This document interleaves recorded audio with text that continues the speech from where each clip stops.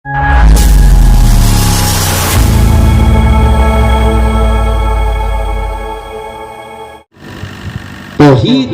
को हमने समझा। तौहीद जिसके अंदर आ जाए वो इससे नहीं डरता है कि फला की हुकूमत आ गई तो क्या हो गया, फला का कानून आ गया तो क्या हो गया। तौहीद हमें मजबूत बनाता है।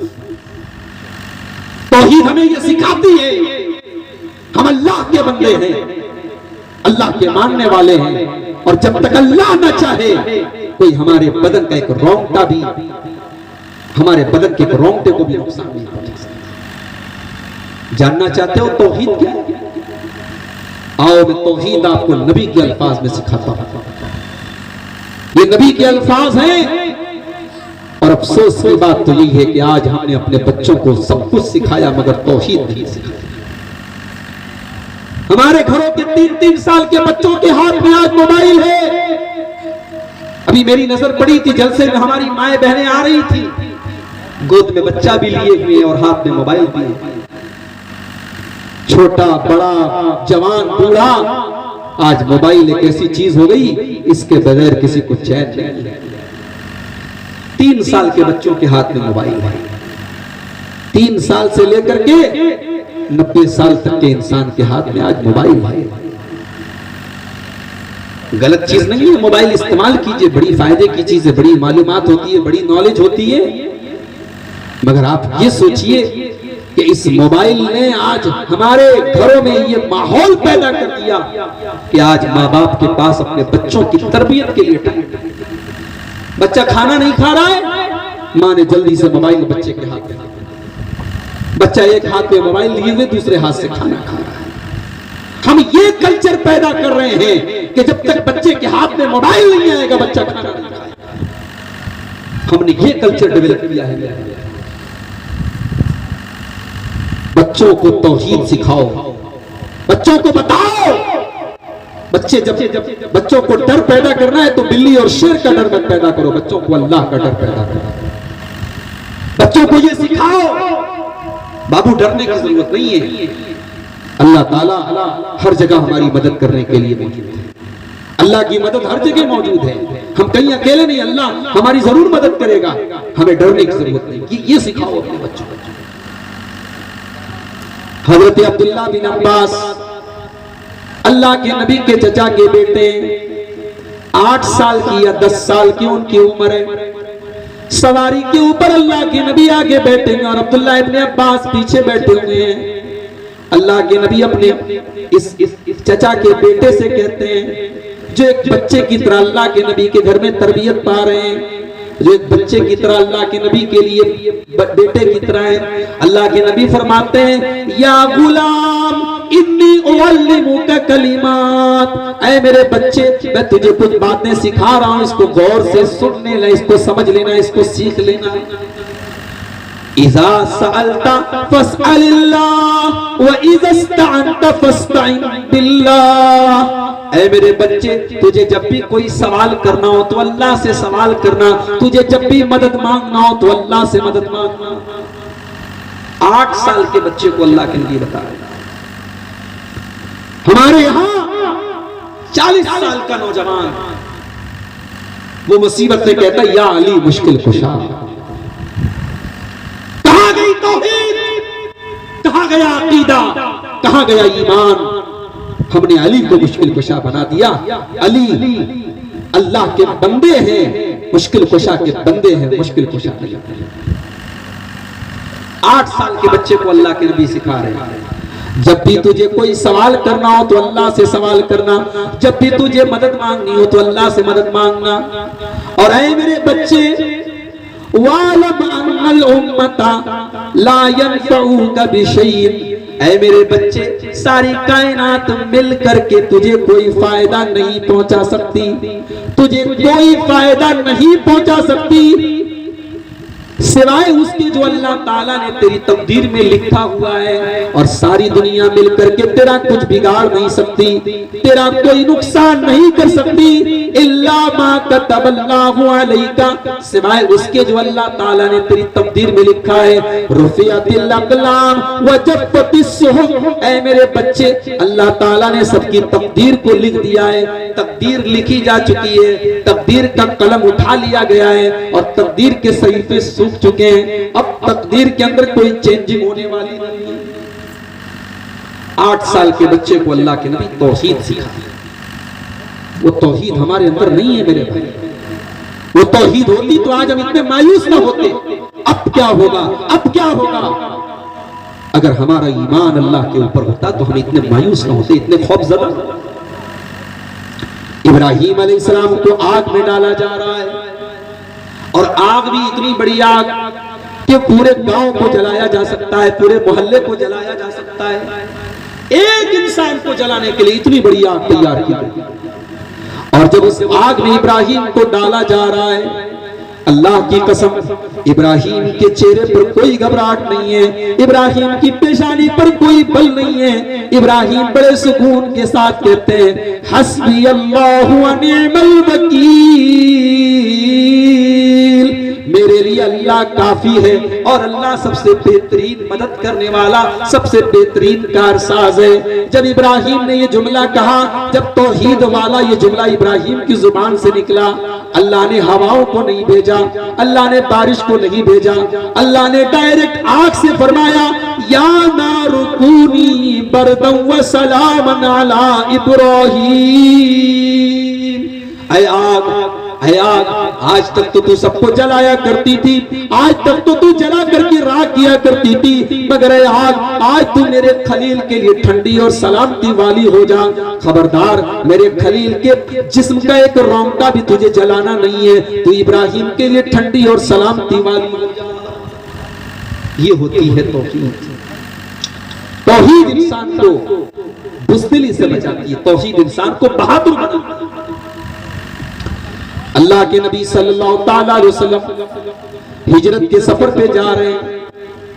गारे सौर में अल्लाह के नबी अपने यार गार अबू बकर सिद्दीक के साथ पनाह लिए हुए हैं।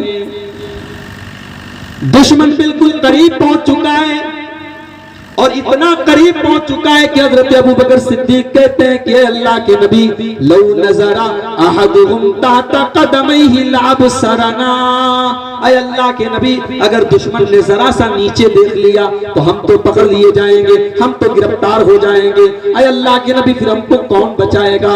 अल्लाह के नबी ने बड़े प्यार से, बड़े मोहब्बत से, बड़े भरोसे के साथ जवाब दिया, ला तहज़न इन्नल्लाह माना।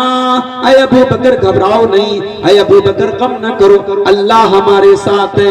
मा ज़न्नुका बिइज़्निल्लाहि सालिसुहुमा, ऐ अबू बकर, हम दो ही नहीं, हम तो 3 हैं, हमारे साथ तीसरा अल्लाह भी मौजूद है, हमारे साथ तीसरा अल्लाह की मदद भी मौजूद है, अल्लाह की नुसरत और हिमायत भी मौजूद है। अल्लाह हमें कभी बर्बाद ना होने देगा। ऐ अबू बकर, अल्लाह की जात पर भरोसा रखो, अल्लाह हमें कभी बर्बाद ना करेगा। ये होती है तौहीद। अगर इंसान के अंदर हो तो मुश्किल से मुश्किल हालात में भी इंसान हिम्मत नहीं हारता है। और आज दुनिया के अंदर अमन, चैन, सुकून को अगर हम पैदा करना चाहते हैं, उसके लिए भी तौहीद जरूरी है। दुनिया में अमन, चैन, शांति नहीं पैदा हो सकती जब तक दुनिया वाले तौहीद के ऊपर ना आ जाएं। तौहीद के बगैर इस धरती पर, इस विश्व में, इस दुनिया में अमन चैन कायम ही नहीं हो सकता। अल्लाह ने फरमाया, अल्लज़ीना आमनू वलम यल्बिसू ईमानहुम बिज़ुल्मिन उलाइका लहुमुल अम्नु वहुम मुहतदून। जो लोग ईमान लाए और ईमान के साथ उन्होंने जुल्म नहीं किया, यानी शिर्क नहीं किया। दुनिया का सबसे बड़ा जुल्म शिर्क है। जुल्म का मतलब होता है किसी चीज का हक उसको न देना, किसी चीज की हक तलफी करना। दुनिया का सबसे बड़ा जुल्म शिर्क है। अल्लाह की इबादत, अल्लाह को छोड़ करके किसी और को यह हक दिया जाए, इससे बड़ा कोई जुल्म नहीं है। अल्लाह ने फरमाया, जो लोग ईमान लाए और ईमान के साथ उन्होंने जुल्म नहीं किया, उलाइका लहुमुल अम्न व हुम मुहतदून, यही वो लोग हैं जिनको अमन और चैन मिलेगा दुनिया में भी और आखिरत में भी, व हुम मुहतदून, और वही हिदायत पाने वाले और वही हिदायत। हमारे यहाँ ये कहा जाता है साहब कोई बात नहीं, शिर्क करो, मजारों पे सजदे करो, शेख अब्दुल कादिर जिलानी के नाम की देगे चढ़ाओ, जो जी चाहे वो करो, मगर हाँ पीर साहब का दामन पकड़े रहो, पीर साहब कर कयामत के दिन आपको बचाना। कहने वाले यहां तक कहते हैं कि हमें अल्लाह के रसूल कर कयामत के दिन बचा। हम जो भी करें, जिस हाल में भी हम हैं, हम शिर्क के ऊपर जिंदगी गुजार दें, मगर रसूलुल्लाह की शफाअत हमें कयामत के दिन नसीब होगी। आइए एक हदीस आपको सुनाता हूं, कयामत के दिन रसूल अकरम सल्लल्लाहु अलैहि वसल्लम की शफाअत किस खुश नसीब को हासिल होगी, जरा इस हदीस पर भी आप गौर कर लीजिए। और वो लोग जो ये कहते हैं कि कल कयामत के दिन हम रसूल का दामन पकड़ लेंगे, रसूल का दामन किसको नसीब होगा, जरा इस हदीस के ऊपर गौर कीजिए। बुखारी और मुस्लिम की रिवायत है, हजरत अबू हुरैरा रज़ियल्लाहु ताला अन्हु कहते हैं अल्लाह के प्यारे नबी ने, मैंने अल्लाह के नबी से सवाल किया, अबू हुरैरा ने अल्लाह के नबी से सवाल किया, मन असादुन नासी बिशफातिका या रसूल अल्लाह, ऐ अल्लाह के रसूल वो कौन सा खुश नसीब होगा जिसको कल कयामत के दिन आपकी शफाअत नसीब होगी। ऐ अल्लाह के नबी वो कौन सा खुश नसीब इंसान होगा जिसकी शफाअत कल कयामत के दिन आप करेंगे। अल्लाह के नबी ने फरमाया, लक़द ज़ननतु या अबा हुरैरा अल्लाह यसअलनी अन हाज़ल हदीस अहदुन अव्वलु मिनका, ऐ अबू हुरैरा मुझे यकीन था, मुझे पता था ये सवाल सबसे पहले तुम ही करोगे, इसलिए कि मैं जानता हूं तुम्हारे अंदर हदीस को सीखने की तड़प है, तुम्हारे अंदर हदीस को सीखने की हिर्स है, तुम्हारे अंदर हदीस को हासिल करने की तलब है। हदीस को हासिल करने की तलब भी बहुत बड़ी चीज होती है। अबू हुरैरा रज़ियल्लाहु ताला अन्हु अल्लाह के नबी के साथ सिर्फ 3.5 साल थे। 3.5 साल की मुद्दत में हजरत अबू हुरैरा ने 5374 हदीसों को याद किया और उम्मत तक पहुंचाया। कहने वालों ने कहा, अबू हुरैरा तुम 3.5 साल में इतनी हदीसों को कैसे तुमने याद कर लिया। हजरत अबू बकर सिद्दीक को इतनी हदीसें याद नहीं, हजरत उमर को इतनी हदीसें याद नहीं, हजरत उस्मान को इतनी हदीसें याद नहीं, हजरत अली को इतनी हदीसें याद नहीं, जिन्होंने नबी के साथ 23 साल का टाइम गुजारा, 20 साल का टाइम गुजारा, उनको इतनी हदीसें याद नहीं, तुमने 3.5 साल की उम्र में इतनी हदीसें कैसे याद किया। तो जानते हो अबू हुरैरा ने क्या जवाब दिया? कहा है लोगों को, जब मेरे मुहाजिर भाई बाजारों में जाकर के बिजनेस किया करते थे और मेरे अंसारी भाई अपने घरों का काम किया करते थे, अबू हुरैरा का ना कोई बिजनेस था, ना कोई काम था, ना कोई धंधा था। अबू हुरैरा तो अल्लाह के नबी के उन सहाबा में शामिल था जो नबी के पास रहकर के दीन सीखा करते थे। अबू हुरैरा को खाना मिलता था या नहीं भी मिलता था, कभी पेट भरता था, कभी नहीं भरता था। अबू हुरैरा 24 घंटे नबी की खिदमत में नबी के घर के दरवाजे पर रहता था और नबी की एक एक बात को रिकॉर्ड करता था, नबी की एक एक बात को याद करता था। इसलिए आज अबू हुरैरा सबसे ज्यादा हदीसें तुमको बयान कर रहा है। इसलिए अबू हुरैरा का ये मकाम है मेरे भाइयों कि आज भी सारी दुनिया के मुसलमान हजरत अबू हुरैरा रज़ियल्लाहु अन्हु से मोहब्बत करते हैं और उनसे मोहब्बत ईमान की निशानी है। और नबी ने दुआ की थी हजरत अबू हुरैरा के लिए कि ऐ अबू हुरैरा, ऐ अल्लाह तो सारे मुसलमानों के दिल में अबू हुरैरा की मोहब्बत डाल दे। तो वही अबू हुरैरा जब अल्लाह के नबी से सवाल करते हैं कि ऐ अल्लाह के नबी, कल कयामत के दिन वो कौन सा खुश नसीब होगा जिसको आपकी शफाअत नसीब होगी, तो अल्लाह के नबी कहते हैं मुझे यकीन था अबू हुरैरा ये सवाल सबसे पहले तुम ही करोगे, क्योंकि मैं जानता हूं कि तुम्हारे अंदर हदीस को सीखने की तड़प मौजूद है। अब उसके बाद जरा नबी का जवाब सुनो। अल्लाह के नबी फरमाते हैं, असादुन नास बि शफाअती यौमल क़ियामा मन क़ाला ला इलाहा इल्लल्लाहु खालिसन मिन क़िबल नफ्सिही। क़यामत के दिन मेरी शफाअत उस इंसान को नसीब होगी जो दिल से ला इलाहा इल्लल्लाह कहेगा, जो इखलास के साथ ला इलाहा इल्लल्लाह कहेगा। इसका मतलब ये हुआ कि रसूल का दामन कल क़यामत के दिन किसी मुशरिक के हाथ में नसीब नहीं होगा। रसूल अकरम भी शफाअत करेंगे कल क़यामत के दिन, तो उसी की करेंगे जो तौहीद पर दुनिया से गया था, जिसने इखलास के साथ, जिसने दिल की सच्चाई के साथ ला इलाहा इल्लल्लाह कहा था। आज हमारे घरों में तौहीद कहां है? आज किसी का बच्चा बीमार हो जाए, कहते हैं साहब इसको वो हो गए, सुकंडी हो गई। देहातों में बहुत सारे गैर मुस्लिमों के पास मुसलमान औरतें जाती हैं और वो उसके ऊपर सुकंडी नाम की कोई चीज होती है, बच्चे के हाथ में बांध देते हैं और बच्चा कुछ दिनों के बाद ठीक भी हो जाता है। और ये अकीदा रखा जाता है कि साहब ये सुकंडी बांध देने से बच्चे की सुकंडी दूर होगी। ये तौहीद, ये शिर्क नहीं, ये भी शिर्क है मेरे भाई। माए बहनें बच्चों को मालिश करती हैं, मालिश करने के बाद काजल का टीका लगाती है, कहती है ये टीका इसलिए लगाया है ताकि बच्चे को नजर न लगे। क्या ये तौहीद के खिलाफ नहीं? आपके काजल का काला टीका अगर बच्चे को नजर लगने से बचा सकता था तो फिर क्या जरूरत थी अल्लाह के नबी को अपने बच्चों, अपने नवासों हसन और हुसैन को ये दुआ पढ़ के दम करने की कि उईज़ुकुमा बिकलिमातिल्लाहि ताम्मा मिन कुल्लि शैतानिन व हाम्मा व मिन कुल्लि ऐनिन लाम्मा। अल्लाह के नबी ये दुआ पढ़ करके अपने बच्चों को दम क्यों करते थे? अल्लाह के नबी हजरत फातिमा से कह देते, फातिमा तू भी काजल का टीका लगा ले, तेरे बच्चों को नजर नहीं लगेगी। इस तरीके की न जाने कितनी खुराफात आज हमारे समाज में राइज हैं और हम माशाअल्लाह तौहीद पर हैं, हमको पता भी नहीं कि ये तमाम चीजें तौहीद के खिलाफ हैं। ड्राइवर गाड़ी चला रहा है, रास्ते में बिल्ली ने रास्ता काट दिया, ड्राइवर ने ब्रेक मार दिया, थोड़ी देर के बाद फिर गाड़ी स्टार्ट किया, आगे बढ़ा। क्यों? तो बिल्ली ने रास्ता काट दिया था, हो सकता है कोई हादसा होने वाला है, कोई एक्सीडेंट होने वाला है। क्या ये चीज तौहीद के खिलाफ नहीं है कि एक बिल्ली ने आपका रास्ता काट दिया तो आपको ये लगता है कि आपके साथ कुछ बुरा होने वाला है?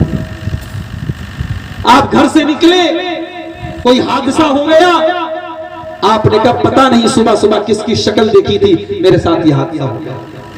क्या ये चीज तौहीद के खिलाफ नहीं है? किसी की शक्ल देख लेने से हादसा हो जाता है।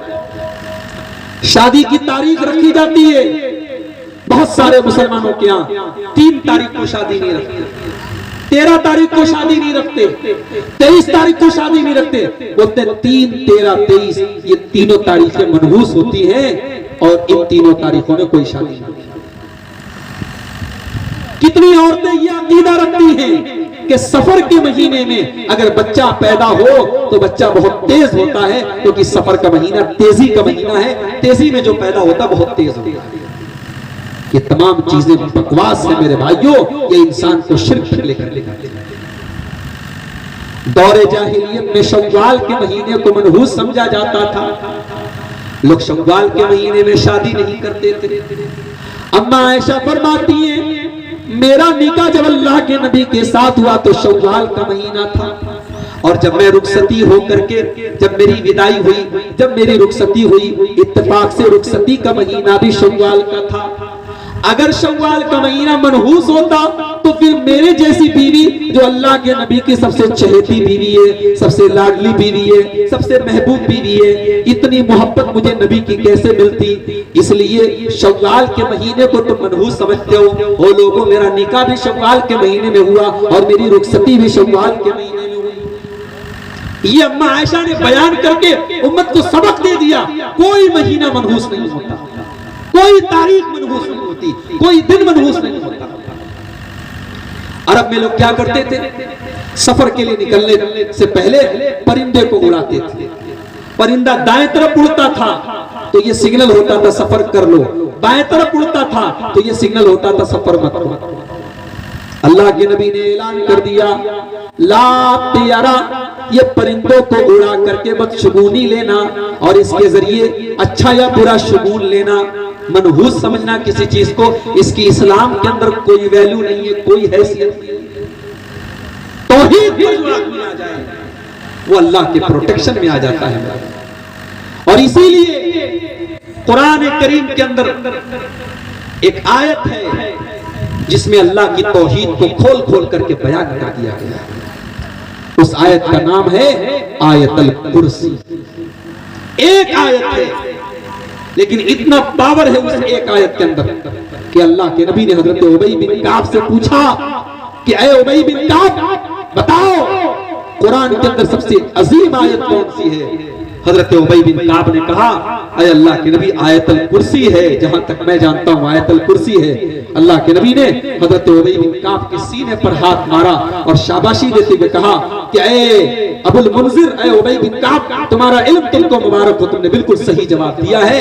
ये कुरान की वो आयत है जो सबसे अजीम आयत है। क्यों आयतल कुर्सी को इतना ऊंचा मकाम क्यों मिला?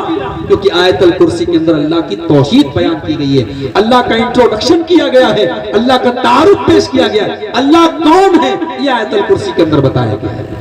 अल्लाहु ला इलाहा इल्ला हुवल हय्युल क़य्यूम, अल्लाह वो है जिसके सिवा कोई इबादत के लायक नहीं है, जो जिंदा है, जो क़य्यूम है, जो कायम करने वाला, सारी कायनात को चलाने वाला है। अल्लाह के अलावा कोई जिंदा नहीं है। हम और आप भी जिंदा है, किस बात के जिंदा है? आज जिंदा है, कल मर जाएंगे। हमारी हयात टेम्पररी है और हमारी हयात अल्लाह की दी हुई है और अल्लाह की जिंदगी ऐसी है कि वो हमेशा से है और हमेशा रहेगा। अल्लाह की हयात वक्ती नहीं है और अल्लाह की हयात मुस्तार नहीं है। अल्लाह को जिंदगी किसी ने दी नहीं है, अल्लाह हमेशा से और हमेशा रहेगा। अल्लाह कय्यूम है, ला ताखुजुहु सिनतुन वला नौम, उसको ऊँघ नहीं आती, उसको नींद नहीं आती। मंज़ल्लज़ी यशलहु मा फिस समावाति वल अर्ज़ि, आसमानों और जमीन की तमाम चीजों का मालिक है। मंज़ल्लज़ी यशफ़उ इंदहु इल्ला बिइज़्निही, कौन है जो अल्लाह की बारगाह में अल्लाह की इजाजत के बगैर किसी की सिफारिश कर सके? अल्लाह के यहाँ सिफारिश होगी मगर वो सिफारिश ऐसी नहीं है जैसे दुनिया में होती है। हमें डीएम साहब से कोई काम करवाना है तो हम डीएम साहब के पीए से मिलते हैं। हमें योगी जी से कोई काम करवाना है, हम योगी जी के पीए से मिलते हैं। हम ऐसे इंसान से बात करते हैं जिसकी बात का वजन हो योगी साहब की नजर में, मोदी साहब की नजर में, पीएम की नजर में, सीएम की नजर में।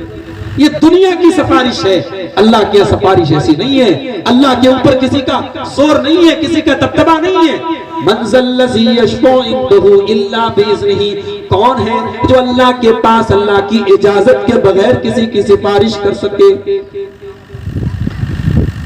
मंज़ल्लज़ी यशफ़उ इंदहु इल्ला बिइज़्निही यअलमु मा बैना अयदीहिम व मा खल्फहुम, वो आगे की बातों को भी जानता है, वो पीछे की बातों को भी जानता है। वला युहीतूना बिशैइन मिन इल्मिही, और अल्लाह के बारे में लोग कुछ नहीं जानते, जितना उसने बताया उतना ही जानते हैं। वसिया कुर्सियुहु समावाति वल अर्ज़, उसकी कुर्सी आसमान और जमीन को घेरे हुए है। वला यऊदुहु हिफ्ज़ुहुमा, और आसमान और जमीन की हिफाजत से अल्लाह ताला थकता नहीं है, उसको ये चीज थकाने वाली नहीं है। वहुवल अलीयुल अज़ीम, और वो अल्लाह बहुत बुलंद और बहुत अजीम है, बहुत अजमत वाला है। ये आयतल कुर्सी है, ये कुरान की वो आयत है कि अल्लाह के नबी फरमाते हैं अगर कोई रात में आयतल कुर्सी पढ़ करके सो जाए, रात भर अल्लाह की तरफ से फरिश्ता उसकी हिफाजत करता है। तौहीद अपने अंदर पैदा कर लो, शैतान का कोई डर आपको नहीं। ये वसवसे, ये दुनिया भर के जादू टोने, नजरे बद, और घर में ये हो गया और किसी को ये हो गया, तौहीद मजबूत कर लो और कुरान की उन आयतों को पढ़ो, सूरह फलक को पढ़ो, सूरह नास को पढ़ो और नबी की सिखाई गई दुआओं को पढ़ो। कोई शैतान आपके करीब नहीं आएगा।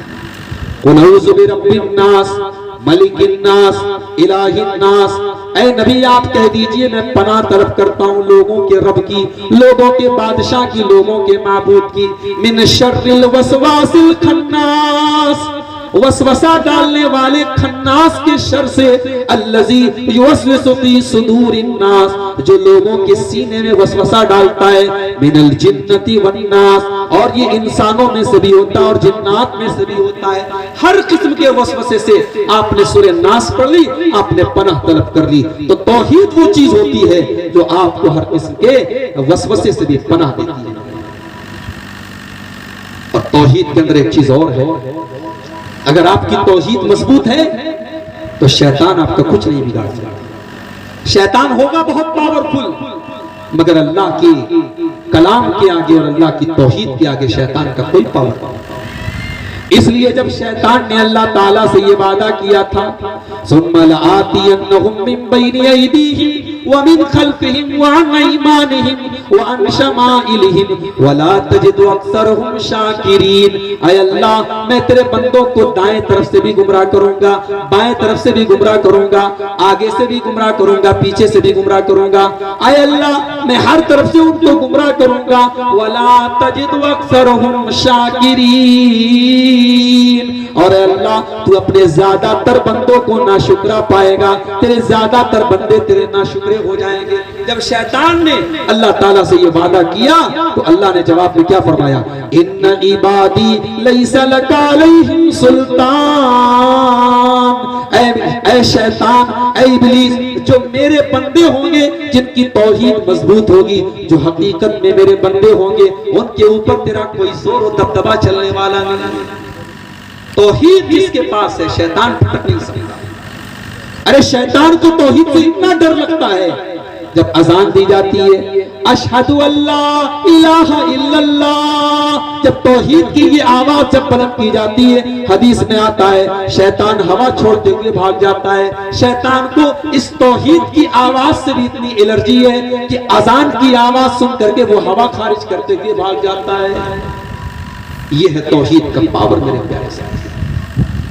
और तौहीद अगर हमारे अंदर पैदा हो जाए तो दुनिया लाख जुल्म सितम कर ले। तौहीद अगर हमारी मजबूत हो जाए तो कोई हमारे ईमान को फेर नहीं सकता। इस तौहीद की कदर और कीमत हजरत बिलाल से पूछ लो।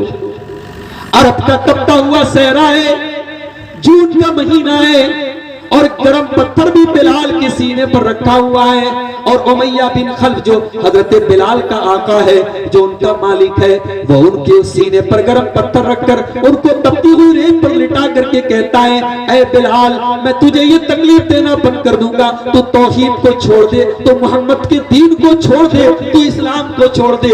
मगर ऐ बिलाल, तू बहुत खूबसूरत तो न था, तू बहुत गोरा चट्टा तो न था, ऐ बिलाल तेरा रंग तो स्याह था, तू तो हबशा रहने वाला था, मगर तेरे सीने में तौहीद बहुत मजबूत थी। ऐ बिलाल, तेरी तौहीद का क्या कहना, तेरी इस्तिकामत का क्या कहना, कि बिलाल उस आलम में भी कहते हैं अहद अहद, मेरा अल्लाह एक है, मेरा रब एक है। बिलाल के सीने की चर्बी पिघल रही है, बिलाल के सीने पर गर्म पत्थर रखा हुआ है, बिलाल की पीठ अरब की तपती हुई रेत पर पिघल रही है, मगर बिलाल के सीने से तौहीद को कोई निकाल नहीं सकता है। इसको तौहीद कहते हैं मेरे भाइयों। और ये तौहीद जब पैदा हो जाए तो अल्लाह वादा करता है, इन्नल्लज़ीना क़ालू रब्बुनल्लाहु सुम्मा इस्तक़ामू ततनज़्ज़लु अलैहिमुल मलाइकतु अल्ला तख़ाफू वला तहज़नू व अबशिरू बिल जन्नतिल्लती कुंतुम तुअदून। मेरे बंदो, जब तुम अल्लाह को अपना रब मानो, जब तौहीद को तुम इकरार कर लो और उसके ऊपर जब तुम जम जाओगे तो हमारे फरिश्ते आकर के तुमको बशारत सुनाएंगे कि तुम डरो नहीं, तुम गम न करो, तुम्हें उस जन्नत का वादा, जिस जन्नत का वादा तुमसे किया गया, वो जन्नत तुमको जरूर मिल करके रहेगी। तो तौहीद को समझने की जरूरत है मेरे प्यारे साथी। अपने बच्चों को तौहीद सिखाने की जरूरत है। हजरत लुकमान अल्लाह के एक नेक बंदे थे। कुरान करीम में अल्लाह ने हजरत लुकमान का कोई वाकया नहीं बयान किया, उनकी चंद नसीहतें बयान की जो उन्होंने अपने बच्चे को की थी। इसका मतलब यह हुआ कि जब एक बाप अपने बेटे को नसीहत करता है, अल्लाह के नजदीक इस नसीहत का भी बड़ा मकाम है। अगर बाप अपने बच्चों की तरबियत के लिए टाइम निकालता है, वक्त निकालता है, इसका भी अल्लाह के यहाँ बड़ा मकाम है। हजरत लुकमान अपने बच्चे को नसीहत कर रहे हैं और कुरान करीम उनकी नसीहत को बयान कर रहा है। वइज़ क़ाल लुक़मान लिब्निही वहुव यइज़ुहु या बुनय्या ला तुशरिक बिल्लाह इन्नश्शिर्क लज़ुल्मुन अज़ीम। याद करो जब लुकमान अपने बच्चे को नसीहत कर रहे थे और अपने बच्चे से कह रहे थे, ऐ मेरे बच्चे, ला तुशरिक बिल्लाह, तू अल्लाह के साथ शिर्क न करना, इन्नश्शिर्क लज़ुल्मुन अज़ीम, शिर्क दुनिया का सबसे बड़ा जुल्म है, सबसे बड़ा पाप है। सबसे पहली नसीहत जो हजरत लुकमान ने अपने बच्चे को की, शिर्क से बचने की नसीहत। आज हमारे बच्चे कॉन्वेंट स्कूलों में पढ़ रहे हैं, हम बड़े खुश हैं, हम बहुत खुश हैं कि गोरखपुर के और महाराजगंज के सबसे अच्छे स्कूल में हमारा बच्चा पढ़ रहा है। मगर क्या आपका बच्चा तौहीद भी सीख रहा है? उससे कब्र में यह नहीं पूछा जाएगा उसने मेडिकल साइंस का एग्जाम पास किया था कि नहीं पास किया, उसने BUMS किया था कि नहीं किया था, वो इंजीनियर था कि नहीं था। उसकी इंजीनियरिंग उनको दुनिया में काम आएगी, उसकी मेडिकल साइंस उसको दुनिया में काम आएगी, लेकिन उसकी तौहीद उसकी कब्र में उसके काम। कब्र में पूछा जाएगा, मन रब्बु का, तेरा रब कौन है? माँ दीनों का, तेरा दीन क्या है? मन नबियों का, तेरे नबी कौन है? और इन तीनों सवालों का जवाब उसको रब के कुरान में मिलेगा और मुस्तफा के फरमान में मिलेगा। मेरे प्यारे साथी, तो तौहीद अपने बच्चों को सिखाओ और शिर्क से अपने बच्चों को बचाओ। और अहले हदीसों, तुम्हें भी एक पैगाम देना चाहता हूं। आज हमारी कौम को भी इस ख्याल ने बड़ा नुकसान पहुंचाया कि साहब हम तो तौहीद पर हैं, हमारा कोई कुछ नहीं बिगाड़ सकता। हमें और आपको अपनी तौहीद को भी चेक करते रहना चाहिए। आज अहले हदीसों के घरों में भी ऐसी हरकतें हो रही हैं जो तौहीद के खिलाफ। आज शिरकिया काम हमारे घरों की दहलीज पर भी आ चुके हैं, हमारी औरतें भी शिरकिया कामों में मुब्तला हो रही हैं। हम बहुत खुशफहमी के शिकार न रहे कि साहब हम अहले हदीस हैं। अहले हदीस का मतलब ये नहीं होता है कि बस सीने पर हाथ बांध लिया, रफ़ा यदैन कर लिया और जोर से आमीन कह लिया। अहले हदीस उसको कहते हैं जो कुरान और हदीस को मुकम्मल फॉलो करे, जो कुरान और हदीस के ऊपर चले। और इसलिए मैं पैगाम देना चाहता हूं अपने अहले हदीस भाइयों को भी कि आप अपने बच्चों को तौहीद सिखाइए। और आपके घर में अगर बच्चे, औरतें, कोई भी अगर तौहीद के खिलाफ कोई काम करते हैं तो आप उस पर नकीर कीजिए, उस पर इनकार कीजिए, उस पर एक्शन लीजिए और अपने घर में आप शिर्क मत होने दीजिए। दो वाकयात सुना के बाद खत्म करता हूं। इब्राहीम अलैहिस्सलाम कितने बड़े पैगंबर, इब्राहीम अलैहिस्सलाम इतने बड़े नबी होने के बावजूद अल्लाह की बारगाह में दुआ करते हैं। क्या दुआ करते हैं? वजुनुबनी व बनिया अन्ना बुदल असनाम, ऐ अल्लाह तू मुझे भी शिर्क से बचाना और मेरे बच्चों को भी शिर्क से बचाना। जब इब्राहीम को अपने बच्चों के बारे में डर है कि कहीं मेरे बच्चे शिर्क में ना पड़ जाएं, तो हमारी और आपकी क्या औकात है? मेरे प्यारे साथियों, अपने आप को भी शिर्क से बचाओ और अपने बच्चों को भी शिर्क से बचाओ। तौहीद पर कायम रहो और अपने बच्चों को तौहीद पर कायम रहो। आज एक इंसान जब मरने लगता है तो मरने के टाइम बाप का इंतकाल हो रहा है, बेटे चारपाई को घेरे हुए हैं। बेटे पूछते अब्बा जमीन किसके नाम कर रहे हैं आप? प्रॉपर्टी किसके नाम कर रहे हैं आप? कारखाना किसके नाम कर रहे हैं? आज बाप वसीयत करके जाता है तो जमीन की, जायदाद की, प्रॉपर्टी की। आओ मैं एक ऐसे बाप का वाकया आपके सामने बयान कर रहा हूं, इसके एक नहीं 12 बेटे, 12 बेटे हैं। और याकूब अलैहिस्सलाम का आखिरी टाइम है और 12 बेटे बाप की चारपाई को घेरे हुए और बाप दुनिया से जाते हुए अपने बच्चों से जमीन की बात नहीं करता है, जायदाद की बात नहीं करता है, प्रॉपर्टी की बात नहीं करता है। अपने बच्चों से अगर बात करता है तो तौहीद की बात करता है। अम कुंतुम शुहदा इज़ हदरा याकूब अल मौत इज़ क़ाल लिबनीहि मा ताबुदून मिन बादी। मेरे बंदों वो टाइम याद करो जब याकूब की मौत का टाइम था और याकूब अपने बच्चों से सवाल कर रहे थे, मा ताबुदून मिन बादी, ऐ ऐ मेरे बच्चों, ये बताओ कि अपने बाप के मरने के बाद तुम किसकी इबादत करोगे? कालू नाबुदु इलाहका व इलाह आबाइका इब्राहीम व इस्माईला व इसहाक इलाहन वाहिदा।